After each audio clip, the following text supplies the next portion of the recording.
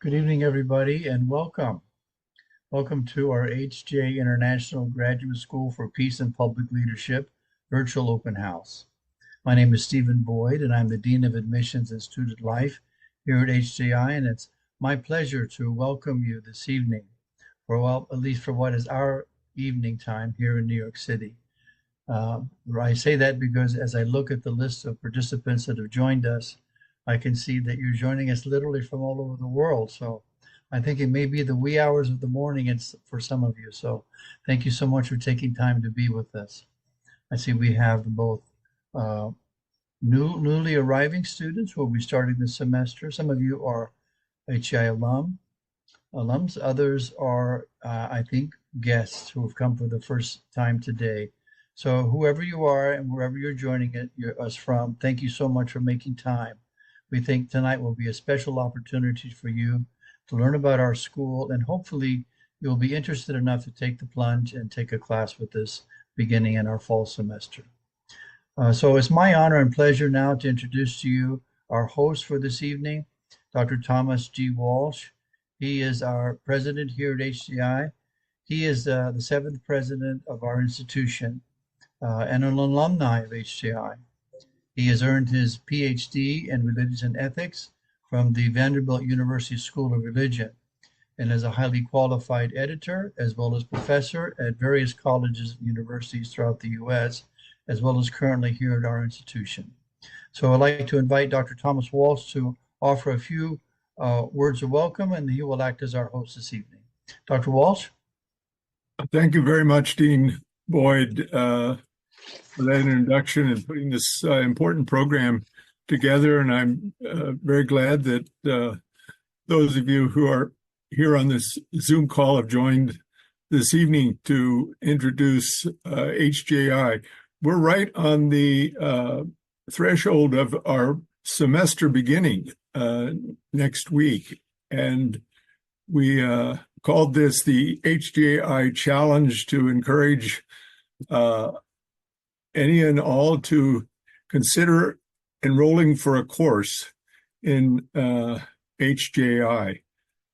We who have the good fortune and the blessing to be associated as faculty and staff with HJI feel deeply honored and proud and inspired to be part of this great institution. In 2025, HJI will celebrate its 50th year. It was in 1975 that True Parents started this institution. Shortly after they arrived in America, it was one of the first major projects they initiated and kind of represented their vision for raising up leaders who could impact the world, rooted in a strong religious and spiritual foundation. And initially, they were hoping to have that college or seminary based in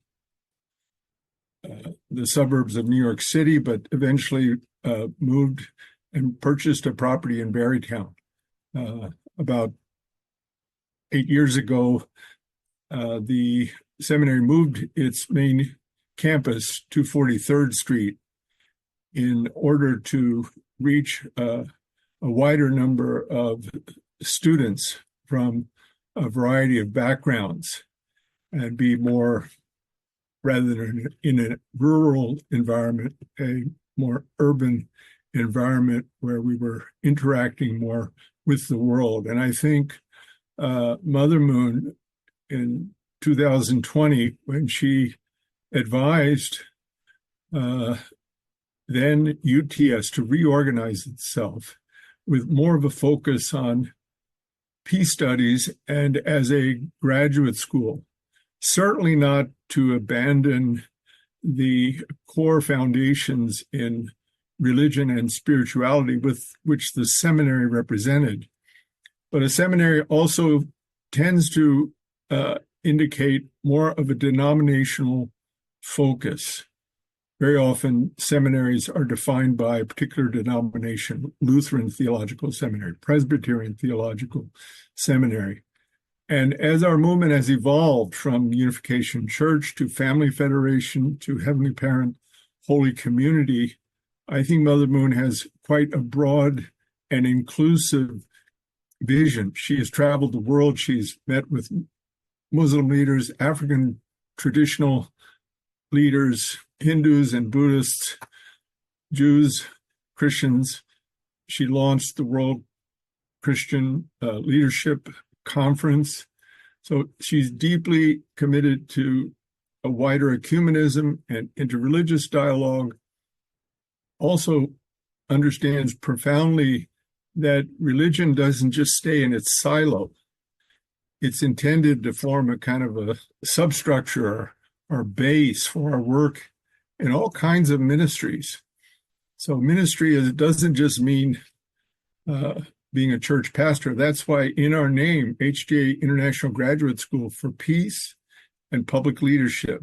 So public leadership can be expressed in a wide range of areas, academia, but also in business, in government, in the arts, etc. And this is really our vision. So we have a grand vision that is consistent with our founders' broad and grand vision. And although we're still a small school, we have big ambitions and aspirations to grow and develop. And we've got the best faculty in the world, a great and dedicated staff, and the best students in the world. And we want you to join us and become men and women who are among those best students in the world, and one day become faculty members and be the president. So think big. Even I see a few of my dear friends here, Robert Sattinger. I keep urging him to enroll for a course here, and see some others who I've known a long, long time. And it's never too late because it's tremendously inspiring. The intimidation factor fades quickly, and the sense of, wow, this is a rich environment. These are things I wish I could have studied a long time ago, but even now, I think I have a foundation in life where I can appreciate what I'm learning even more. So HJI was transformative for my life back in 1977 when I started, and it put me on a trajectory that has taken me literally all over the world. And I've been able to contribute to the Providence in ways that I never would have been able to had I not gone to HJI. But enough about me. I want to introduce two of our Hall of Fame students. One has graduated, one is still in the Doctor of Ministry program, and they'll each share a little bit about their experience. And this is Dr. Mari Curry, who will share with us by a video recording. She graduated with the Doctor of Ministry in 2021, even while she raised her children and family and held many responsibilities, but an excellent student and a great alumni, served even on our board of trustees. And the other is none other than our current Associate Dean for Student Life, and that is Dean Mika Dezotel. And she will follow after we listen to the recording of Dr. Curry. What I've asked both Dr. Curry and Dean Dezotel to do is share a few words about just their background, kind of rather than me introducing them, just say a little bit about some of the core things to know about you. And secondly, what guided you to get enrolled in HJI. And third, and I think for tonight, it's important to elaborate a little bit on some of the highlights. What has been important about your experience whether it's courses or fellow students or the way the content of the courses have impacted you. Uh, Share some of those highlights with our audience. And later we'll hear from Dean Boyd, and we'll also have time for question and answer. So without further ado, I think Ms. Baczynski, if you could set up Mari Curry's video to present. Hello, everyone. It's so nice to be with all of you today. And I'm so excited to share about the Doctorate of Ministry program. For me, I started my journey in 2014 and completed it in 2021.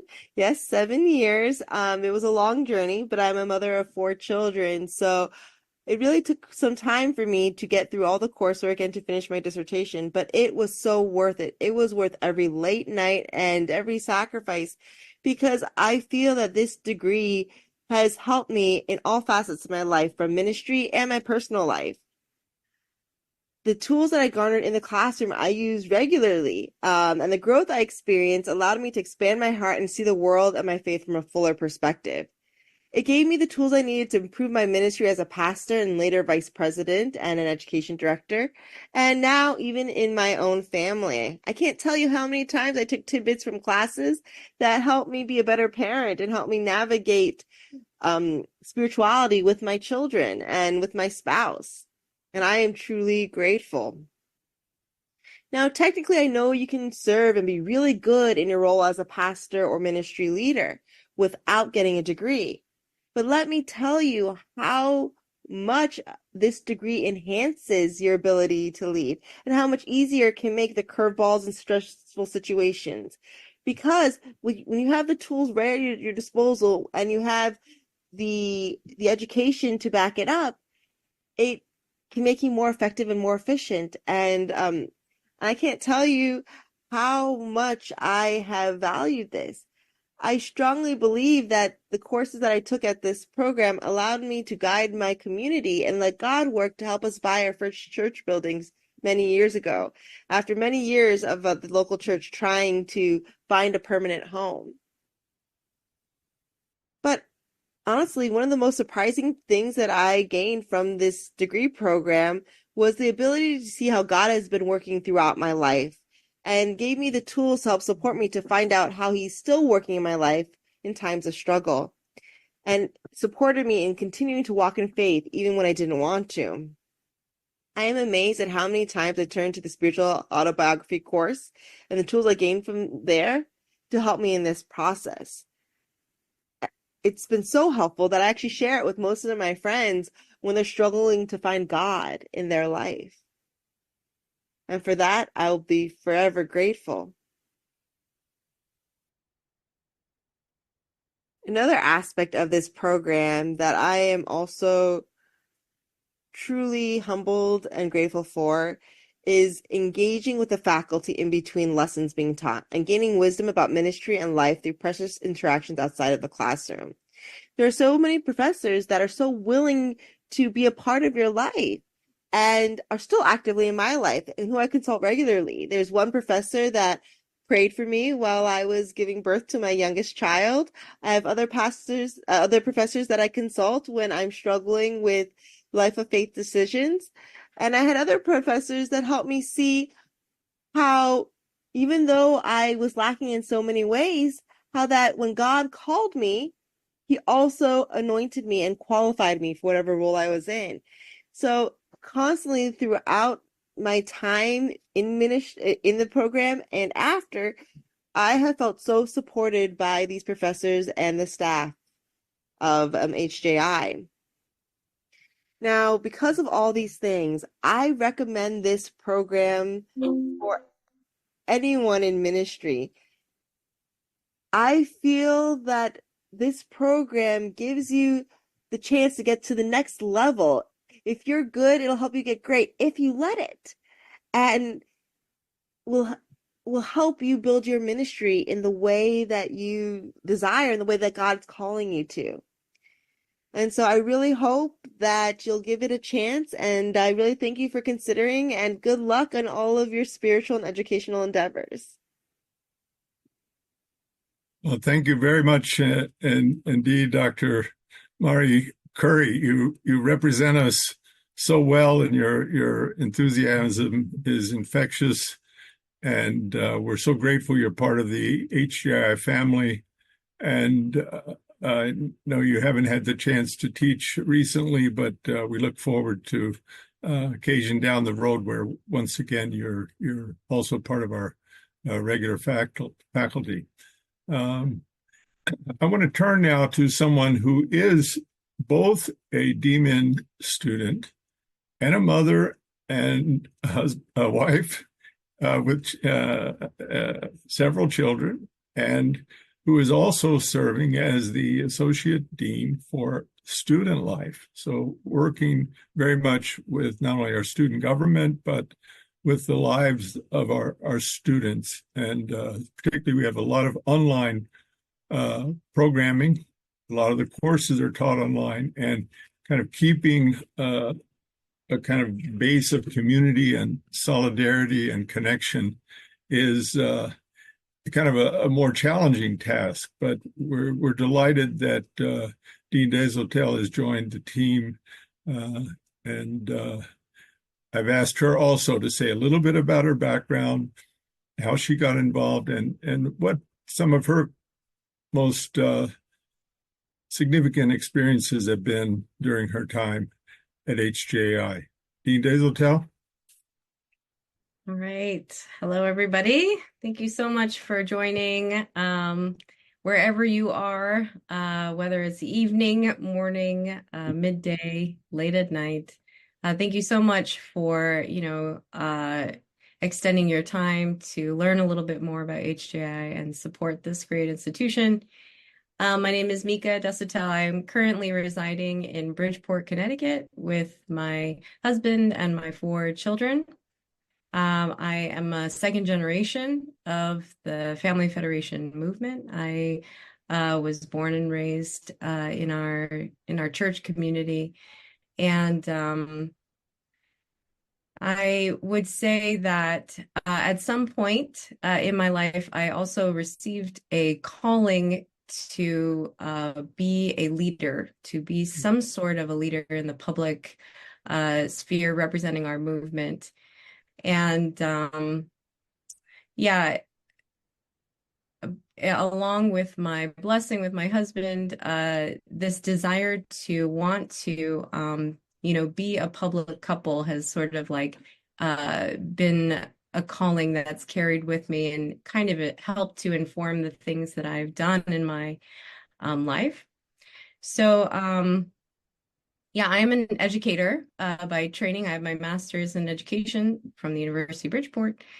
And in 2016, my husband and I became co-pastors of the Family Church of Connecticut, and served in that capacity for almost 7 years. And somehow at the beginning of 2020, I remember just feeling really strongly that God was telling me, this is the time to like prepare yourself. This was right before the pandemic, and I looked at HJI, and I knew as a pastor that this would be really important and informative for my work as somebody who did not have formal religious training, but I couldn't see a way to do that. And then lo and behold, the pandemic happened. And actually, I think for many students who joined around that time, this was like a godsend for me, because it provided the way for me to be able to enroll in online classes. So I began by just taking a couple of classes per semester. And immediately I found that the content that I was learning was extremely relevant for my role as a pastor, but also, as Mari, alluded to, just in my own spiritual life. And yeah, in some ways, the nuggets of wisdom that we're gaining, is relevant in all facets of leadership, including parenthood. I mean, that's like one of the most important realms of leadership that we can engage in. So Yeah, I found that in my time as a student, it enhanced my ability to prepare my sermons and messages for my congregation, be able to work with families in times of crisis, but also to be able to relate with other Christian leaders and leaders of other faiths. And then in 2022, I felt that my time in ministry was coming to an end. And I knew that that was for sure, but I wasn't sure exactly what to do next. And actually, HJI became my answer. And so I enrolled in the Doctor of Ministry program and began that fall. I found that, since especially starting the doctoral program, this has been, so incredibly meaningful for me. It's been a healing experience for me. And has allowed me to dive more deeply into my own faith and consider ultimately how I can make a contribution to support the sustainability of our movement. I realize, this is one tangible way that I feel that I can give back and support our movement in a big way. And I'm super excited about that. It's like yeah, sometimes we just never know, how God is working in our life, and that it's like we look back and it's always more amazing than we thought it would be. Uh, and then in December of 2022, I was fortunate enough to join the HJI staff. So I've really been making my way into the inner workings of HJI. Started as just an outsider, and it's been even more wonderful to get to know really the motivation and the heart behind the administration, the faculty, the staff who really care so deeply for our students, and then also to be able to meet our students and to see how they've been transformed through their experiences here. So, what I found in joining, for instance, joining the doctoral program, is really a camaraderie with these future leaders. They share a similar mindset, a similar kind of a altruistic desire to really make a big impact in a positive way, in, Heavenly Parents' providence. And it's like, it's like I feel like these are my people. And that's incredibly, just rewarding. It's a wonderful feeling, especially because in the work that we do, there are always our own limitations that come up. And so I found also that our professors are just an incredible resource of wisdom by sharing their own experiences. And there have been so many times where it's like the whole class is sort of stuck in a rut. And our professors, in such a such a wonderful way are able to move us forward. And there's one, when I think about, for instance, of our beloved faculty, Dr. David is one that comes to mind. He's one of our oldest.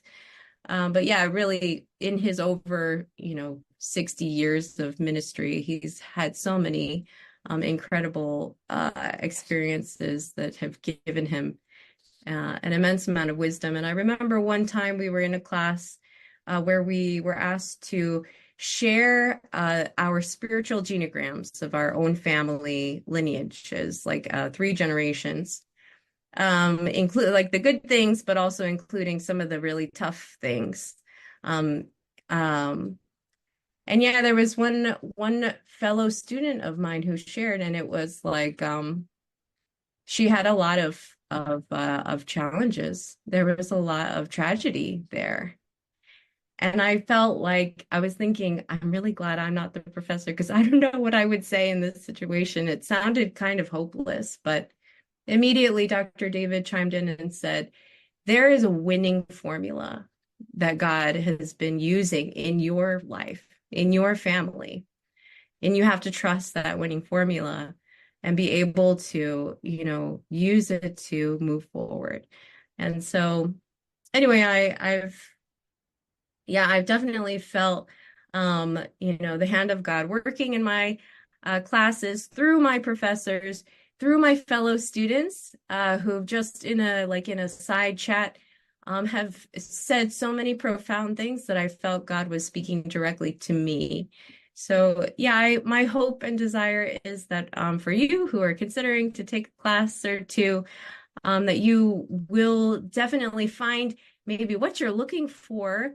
If there is a question or something calling in your heart, or maybe that you might not realize is there, you'll definitely discover something new about yourself, if not about the wider, our wider world. So there's something to say about being able to understand some of the history behind, you know, um, uh, our behind our world, and how uh, these different spiritual principles are able to be applied time and time again to allow, the providence of God to move forward, and to allow for, a more peaceful world to happen. And I feel like HJI has given me a chance to have real conversations about real issues, and to be more informed, and well, that's my time. Um, and so I'm sticking with that. Thank you so much. Well, thank you, Dean Desautels. Really wonderful and inspiring sharing about your experience with HJI. And I think you spoke words that many of us who have had the good fortune to be part of HJI also feel and have in our own ways experienced. As you were speaking, I was thinking, of those here with us who are considering whether they might take the challenge again. That's the theme of tonight, and that is to enroll in a class. I think first of all, I'm very happy that my wife Lynn, who is not old like me, she's very young, but she's enrolling in the DMin program. She got her MDiv back. Well, I won't say when, but let's say it was the same time we were actually matched while we were at the seminary together. So our lives are kind of intertwined with this institution in a lot of ways. But what I felt, Mika, was, in some ways, it's not only about receiving something from HJI, but it is, in a certain way, it's also a way you will receive a lot, but it's also a way of supporting the providence, because this is a very important institution. Not only will you become a better person through it with increased capacities in whatever you're doing, but just the support that you give also to fellow students by being a student, to the faculty. The faculty are not literally living in an ivory tower, but they're human beings. They love students, and they are inspired to have good, engaged students and to engage in dialogue. Also, our movement, along with the world, is at a kind of a critical period and time. So you have at HJI people that are devoting their lives to the thought of our movement and the recent developments in our movement that are not just static and stable, but very, very dynamic and evolving. And we're at a huge inflection point right now in the leadership of Mother Moon, the plans to open the Channel Sanctum in April. So it's a very, very kind of, talk about in theology, the kairos, these special times of God's providence. So that's what I believe HJI and why Mother Moon took great interest in HJI. Also, she has sent out missionaries, like a couple of hundred missionaries. She calls them the Top Gun missionaries, many of them. And she had sent them to graduate school in Korea. So higher education is not just some external part of the providence, but it's actually essential. The few times she, gave me direct guidance about HJI, she almost invariably brought up great religious leaders of the past. Usually she mentioned Christian leaders like St. Paul, the early writer of the epistles and the great evangelist of early Christianity, of St. Augustine, of people like Martin Luther and John Calvin. And the thing about these people, they weren't just inspired people or prayerful people, but they were highly literate and educated in deep and profound ways. So they went through rigorous courses of studies in order that they could make greater impact in the world. So I just felt inspired. Mika, you inspired me with that thought. So once again, thank you for your intervention, and Mary Curry as well. Wonderful, wonderful. And we're going to now turn to our great Dean of Enrollment Management Admissions, Dean Stephen Boyd. He has been a missionary. He worked for 20 years in Uruguay in South America. He speaks fluent Spanish. He's worked for more than 25 years in higher education.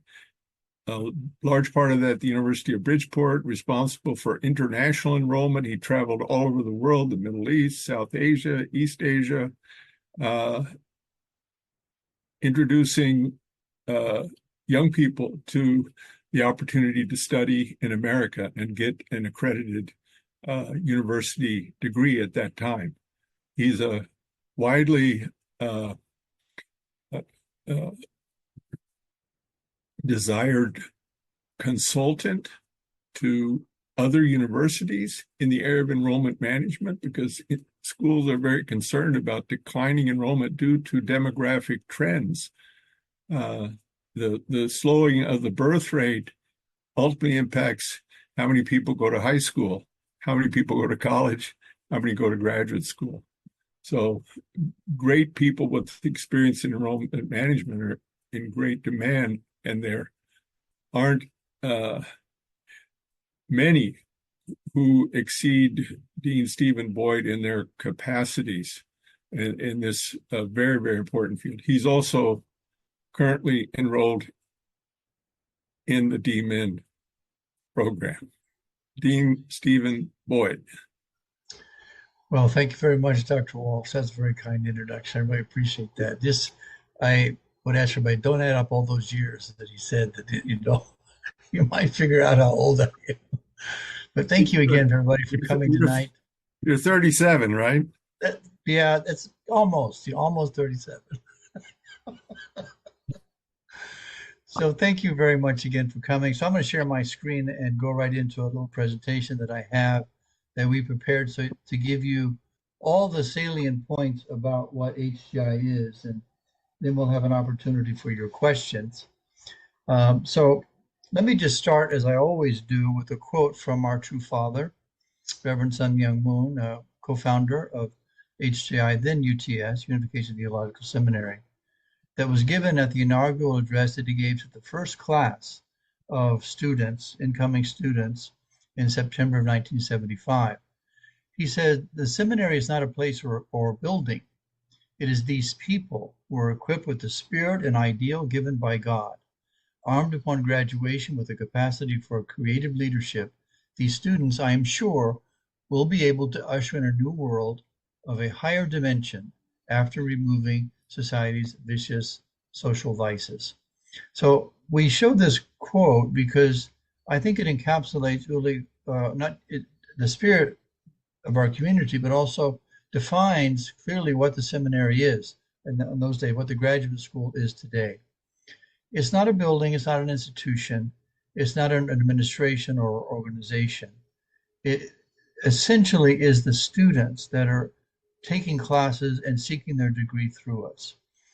We take very seriously what Dr. Walsh and Dean Desatel were talking about, doing our best to provide the foundation that is necessary, at least part of the foundation necessary for our unification community members and other non-unificationists to enhance their leadership or to take their first steps into the world of leadership after graduation. How can we affect society? We need to be able to stand toe to toe with those that we are speaking to, that we're trying to either influence or cooperate with. And education in modern society is a key component. If you have a certain education, you can speak with authority and be recognized as such. So our goal is to arm those of you on the call tonight who are our students or becoming our students with that kind of tools, knowledge, and background so that you can be effective and more effective in your work. Who are we seeking to serve? We're very clear about who our target is, who our goal, who we're focusing on. Family Federation leaders in the US and around the world. And many of our students are current leaders moving along their mission path, and others are up and coming leaders. But we also have many of our students who are members or leaders of affiliated peace organizations such as the Women's Federation or the Universal Peace Federation or ACLC or YSP. But at the same time, our community is comprised by about 30% on average, 25 to 35% of members of other faiths, members of other Christian backgrounds and other religious beliefs. So there's a wonderful mix. And so people will go on and graduate from our seminary to become leaders in their own faith traditions. And our hope and our goal is that for those who are following a mission path, that they can truly become qualified to become interfaith leaders. Next, the value of your degree depends to some large part to its recognition. Who is the qualifying body that recognizes your degree program?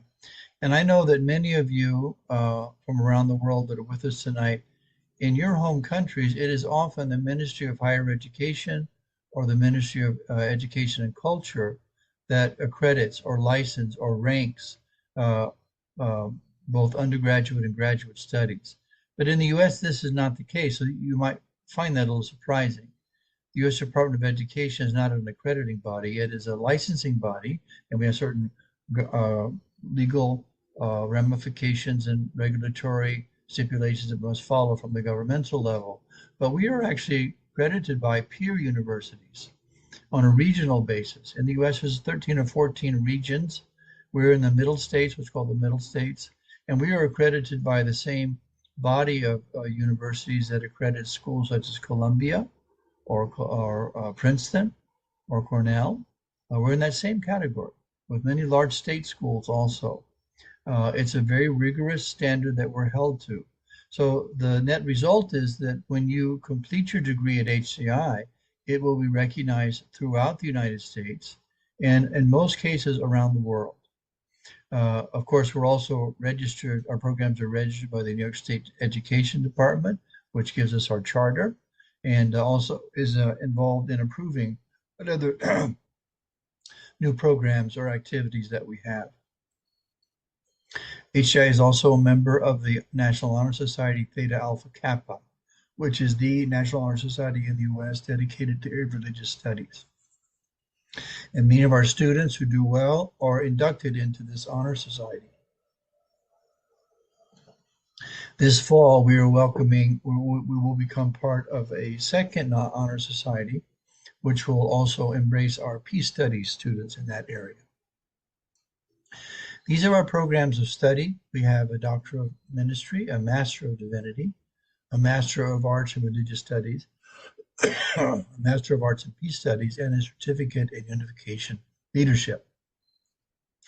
Our Master of Arts and Religious Studies is, in the US, we use a credit system to kind of value the content. And it's a 39 credit degree program plus 3 credits of thesis or internship. This is 13 or 14 classes that you would take. Generally speaking, if you follow the track that most of our students will follow, you can complete a master's degree in between 2.5 years and 3.5 years. depending on how many courses you take each semester. One of the beauties of this course is that it's fully online. In 1975, when UTS was founded, you had to move to our campus in Berrytown and live there. Excuse me, to be able to take classes. That's no longer the case. As Dean Desitel was explaining, we have a wonderful ability to deliver our content online in a very informative and enjoyable manner. So the Master of Arts in Religious Studies is divided into areas of core courses and then focus areas of concentration. Core courses include Old and New Testament, church history, divine principle, both on an introductory and advanced level, theology, both systematic theology of various Christian traditions, as well as unification theology, ethics, world religions, and our encounter with Christianity. There's so many courses in this area. And if you choose, you can focus on areas such as public and nonprofit leadership. Many of our brothers and sisters in that area are doing nonprofit work. We'll take this concentration. You can focus on interfaith peace building. You can focus on unification studies. Maybe you want to focus on theological studies. And we also have a Korean language track for those who are interested. The Master of Arts in Peace Studies is a different kind of degree program, but also fully online. You can take it from the comfort of your home. With these particular courses, you can organize your weekly schedule so that you access the material at the time that is convenient to you during the week. In the Master of Arts in Religious Studies, there are classes, some classes, that you have a weekly meeting time where you meet your professor and your class on Zoom at a particular time and day of the week. In the Master of Arts in Peace Studies, core courses include Peace and Conflict Studies, Diplomacy and Faith-Based Diplomacy, World Scripture and World Peace, Conflict Analysis, and Transformation, as well as others. And then you can take elective courses, such as Unification of the Korean Peninsula, Ethics and Social Justice, World Religion and Global Conflict, Ecumenism and Interfaith. These are all courses I think that anybody interested, anybody in a leadership position, certainly within the unification community, will find a practical value and application on a daily basis. The Master of Divinity is a more lengthy degree program. A full-time student would probably take 3.5 years to finish all the components of this degree program. The Master of Divinity for a long time historically was the terminal degree in ministry and divinity. And it still is, this is the degree that in all Christian denominations, that in a particular church, those who are ordained into the ministry will do so on the foundation of having completed a Master of Divinity. And so again, there's a theological curriculum. Many of the same courses that are taught in the Master of Religious Studies are here, as well as a ministry curriculum. And these courses really help you to understand how to build your church, how to develop your congregation, how to care for your members as a pastor. We talk about spiritual formation and growth, as well as how to conduct your services through courses like worship and liturgy or homiletics and others. The Doctor of Ministry is built on the foundation of the Master of Divinity. You don't have to have a Master of Divinity necessarily to enter the DMin. I know that was my case. That was the case of Dean Desitel. If you have a master's degree, you will have to take certain what we call leveling courses that bring you up to an understanding that can allow you to appreciate and do well in the doctoral level courses. But this is a degree program that has 28 credits plus 6 credits for your dissertation. And it's built around subject areas in the form of seminars often, spiritual formation and integration, transformational leadership, and some of the many other courses that are not listed here, but are on the same area of ministry with the Master of Divinity. Afterwards, you complete a dissertation project. Here you can focus on a topic of your interest, a topic that you want to go into depth about, something that you maybe already been interested in or something you discovered along the way. And it's not just an academic exercise. The Doctor of Ministry is a professional degree. It's the highest degree in its field. And it's a degree then that you want to do something that will be of practical value to yourself and to others in the field of ministry. And I guess the concluding word I would say about the Doctor of Ministry is that I've learned by being a student in the Doctor of Ministry program, ministry isn't what I thought it was. My first idea of what ministry was that I would be a pastor, standing at the pulpit in a church or leading a youth ministry or some other evangelical activity of the church. But actually, I've discovered that in this age, ministry has many meanings. And so in my work, my background in education, before I was a missionary, but since then working in higher ed, education is also a ministry. If it's motivated by your faith, is driven to serve your faith community and others, this can be considered a ministry. So as I go through these courses, I'm kind of contemplating what kind of a project will I do to help really impact through education my faith community and those outside of it. So I know all of you are thinking, wow, this sounds really great. I wish I could do this, but I don't have time and I don't have any money, right? Isn't that always what we'll always say? And it's not just about getting a higher degree. It's about pretty much anything. I don't have the time to do that hobby. I don't have the time or the money or the energy. But actually, let me just to frame this, talk about graduate studies in general in the United States. And I'm sure this is true around the world. People who seek a graduate degree tend to be people who are already in full-time positions. They have a job, they have family and a wife, husband or children, and they have many responsibilities in the community. So why do they seek a graduate degree? The graduate degree is for advancement. It's to enhance where you are and go beyond so that you even open yourself up to new doors and frontiers you didn't know about.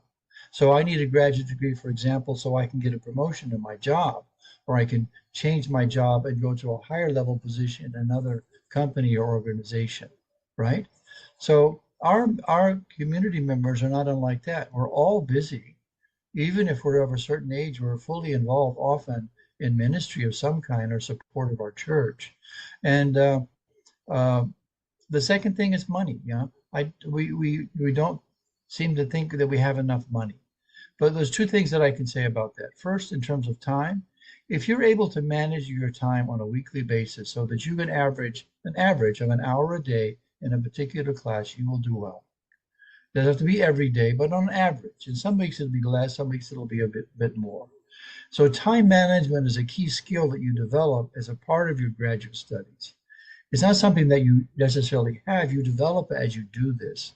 And as you go through the exercise of managing your time, you become more skilled. So this is part of your learning process. And secondly, in terms of money, first thing I would say is that if you look in the US, at least, comparatively speaking, our tuition rates are extremely competitive, much lower, almost half in some cases for comparable institutions. And of course, for other graduate schools and other fields of study. And to support you in terms of financing your education, we actually have some extremely generous scholarship opportunities. Our first generation unification members will receive a 50% scholarship off the cost of tuition. Our next generation or second generation leaders who are either in currently leadership positions or up and coming leaders will receive a 70% scholarship. And that's it, 70% off the cost of the tuition that you would pay in the semester. Our students who are non-unificationists receive merit-based scholarships, which can range between 20 to 50% of the cost of tuition. And this is based upon a scale that we have devised where we analyze previous studies completed through the transcripts that are submitted, and based upon what level of excellence an individual achieved on the undergraduate or graduate level, then we award the scholarship. You don't have to apply for the scholarship. Everyone is considered at the time of admission. And for our unificationist members, it's often been the case that additional funding is available through your local church. Often we have found that there's a line item in the local church's budget, to provide some money to support the professional development of their pastor. So let's talk a little bit about what classes we have upcoming in fall. One very wonderful course that I recommend for anybody maybe taking a course, as Dr. Walsh has explained, through the HJI Challenge in fall, would be History of Christianity 2. It's taught by Dr. Michael Mickler, who was our official church historian here in the United States, and it covers the history of Christianity from the time of the Protestant Reformation to modern day. I've taken the first half of this course, and I learned a lot. I was a missionary for 20 years. I was a state leader for 5 years prior to that, um, and I was always trying to evangelize or witness or build my church or help to nurture my membership. But I learned things about Christianity that were really helped me learn better how to do that kind of work. So it's a very valuable course. I'd recommend anyone maybe who hasn't been in the classroom for a while. This is a good class to start. Another class this semester is the Hebrew Bible, or the teachings of the Old Testament, and is taught by Dr. Andrew Wilson, a Harvard-educated uh, scholar who was our professor of scriptural studies. I've taken his class. It is also very informative. I found it very interesting because Dr. Wilson, as many of you know, is from a Jewish ancestry, so he provides spiritual insight and kind of a cultural insight into the ways and the activities and the narration of the Old Testament that perhaps someone like me who comes from a Christian background would not be able to see and explain. I found it a very enriching course. Thirdly, we have a course this semester called Unification Worldview and Society, which is taught by Dr. Thomas Ward. Many of you know Dr. Ward. He was one of the main figures in the 1980s and 1990s in the work of CAUSA at that time, education of Christian leaders and also people in political positions and in nonprofit areas. Dr. Ward calls this class CAUSA 2.0. He's added and adjusted the content to really address many of the challenges we face today in our society in terms of ideology, in terms of faith, in terms of family morality, cultural challenges also. So it's really a look at society, its historical roots, and what can we do as a unificationist community to offer a solution to those problems. Dr. Walsh is teaching a very interesting class this semester called World Religion and Encounter with Christianity, which Dr. Walsh has explained to us in separate meetings about this. I think it would be of great benefit for all of us to understand more about how religions see each other, how they see themselves, including us, and therefore, what is it that can enhance or limit our ability to dialogue with people of other faiths, particularly with their leadership. We're doing our best to do interfaith work or ecumenical work, but sometimes we're kind of just stumbling around. And without education, we may be making mistakes or even presenting ourselves in ways that may harm our effort. Uh, I had an experience not too long ago with a Christian minister in LA. I went to there to help support ACLC, and I was asked to go visit the church and meet with the relatively younger man who had a doctorate from Baptist Theological Seminary in New Testament. So when he learned that I was working at the seminary at that time UTS, he asked me right away, "What did you study?" Well, I wasn't a student then, and so when he heard that I wasn't a student, that I was just an administrative guy, his feeling toward me, I could feel a shift. So often, what Dr. Ward has often said and Dr. Walsh has often said is that uh, when you go to speak to an educated Christian leader, the ones that we really want to target, within 10 minutes, they will know if you're seminary educated or not. We don't know that, but they do. And so our standing in their eyes can easily be diminished because we don't have the foundation to speak to them that we should. I'm sure we experience the same thing in other ways, but this is the value of higher education, something that you can't really understand until you start to walk the path and doors begin to open for you. And then finally, we have a class in Korean language. This is Korean Language 2. It's the second part of a two-part series of courses taught by Miss Christina Miyake, second generation sister, wonderful sister, fluent in English, fluent in Japanese, and also fluent in Korean. She studied at Sun Moon University. And so students have said that She does a very special way of communicating Korean to a Western audience. Dr. Ward was a student of this class, and he commented to me that he learned things about the nuances of the Korean language, idioms and dialogue and grammar that he hadn't understood from Korean professors because Christina has a way of explaining it to the Western mind. So quickly, in terms of events and activities, HJI is not just your being in the classroom. We regularly, weekly, almost weekly, have programs of different types in the academic area that can strengthen your understanding of how we can be more effective. Each month we have an academic roundtable or faculty roundtable on various topics. The one on the left here is Dr. Kone speaking about Islamic groups in Central Sahel Africa. Dr. Noda in the other image there speaking about Viktor Frankl, which is his area of expertise. Dr. Ward has talked about dialogue with the North Korean regime and learning lessons from the Franklin's experience, how it can enhance our work. Dr. Wilson has spoken about work he's done with the Wu Yuanbao, the original text that True Father wrote in the 1950s. In February, Dr. Mickler gave an excellent presentation on the situation in Japan as a result of the Abe assassination, how it affected our movement there, and how we can support.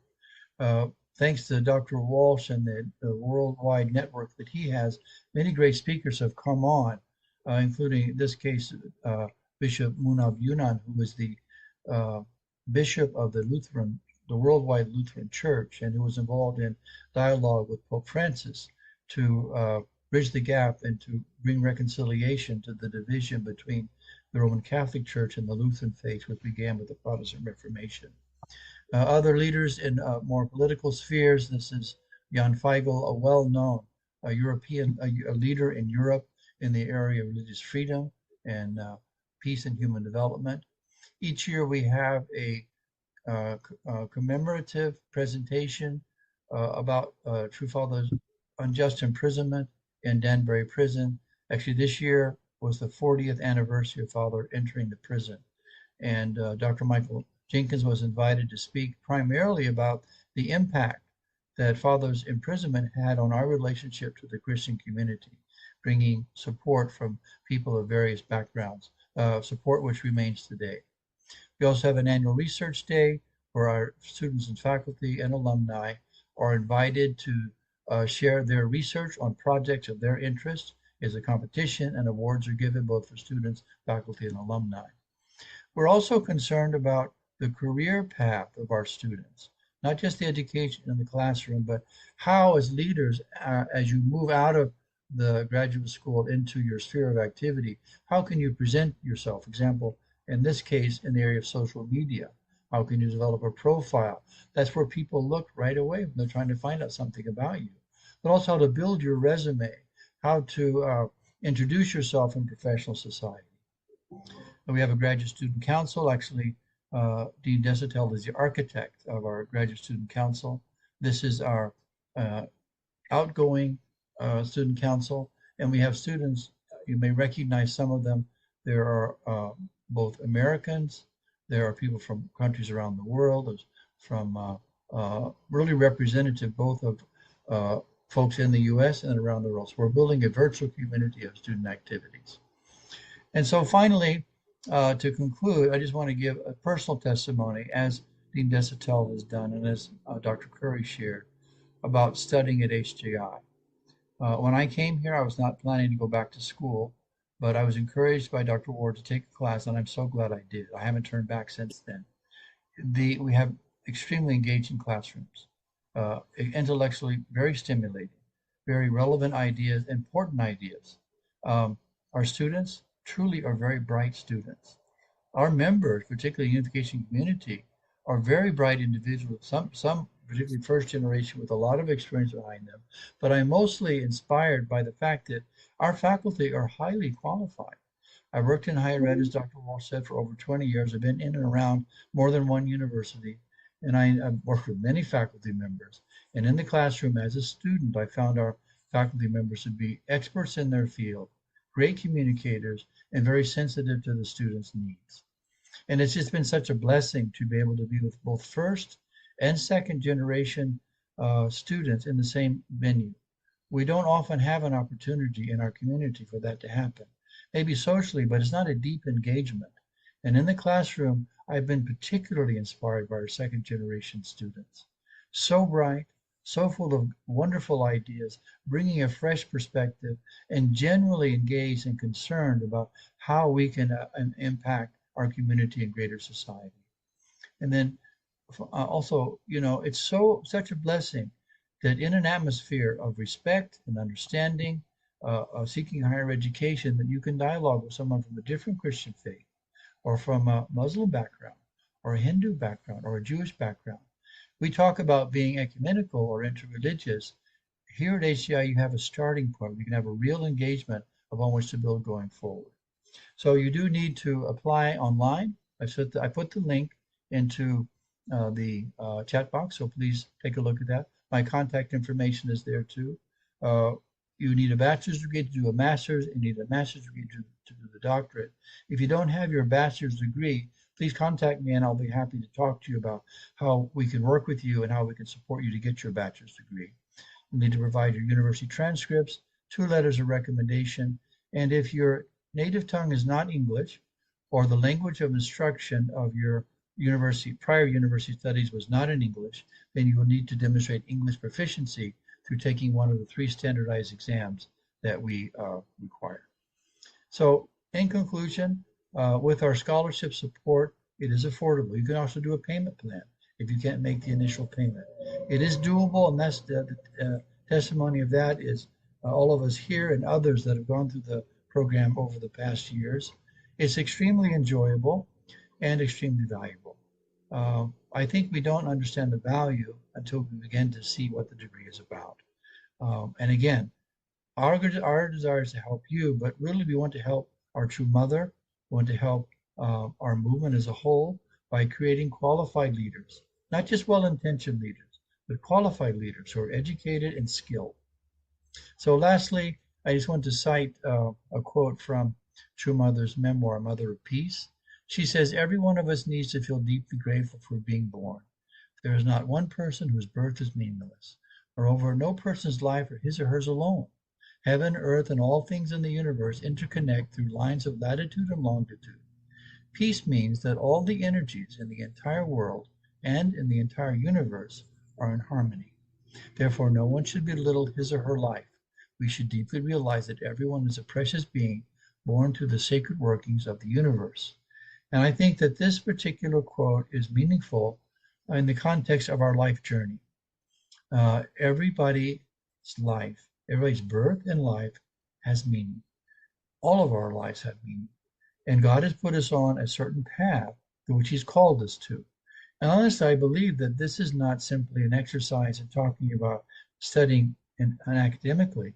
This is an exercise in faith. Coming here today, I'm sure God has inspired you to do that. The Spirit will maybe be working with you to lead you in a certain direction that you didn't expect. So if that's the case, and I believe it is, take some time for prayer to consider this opportunity. Our classes actually start on Monday, so semester is right upon us. There's still time to apply, and if you're not sure if you want to take on the task of entering into a degree program, you can easily take one class, and we can advise you which class might be the best for you given your circumstances. Taking that one class, as it did for me, really will open a new doorway for you that you will be surprised by, and I think you'll find it extremely rewarding. So this is my contact information. It's in the chat box. I put the link for the application also in the chat box. And as a thank you for coming tonight, if you do decide to apply, we'll be happy to waive the $30 application fee. So thank you everybody for listening.